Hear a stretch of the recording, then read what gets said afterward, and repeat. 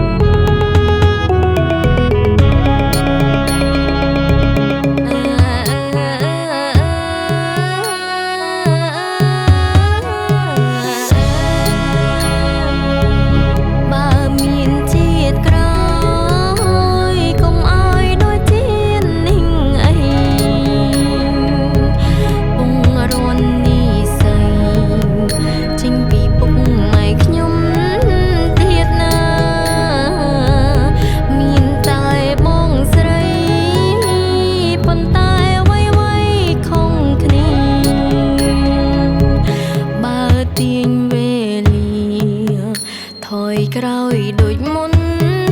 បានណាខ្ញុំសូមបួងសួងទេវតាកុំឲ្យវាសនាខុសគេខ្ញុំសូមបួងសួងទេវតាកុំឲ្យវាសនាខុសគេ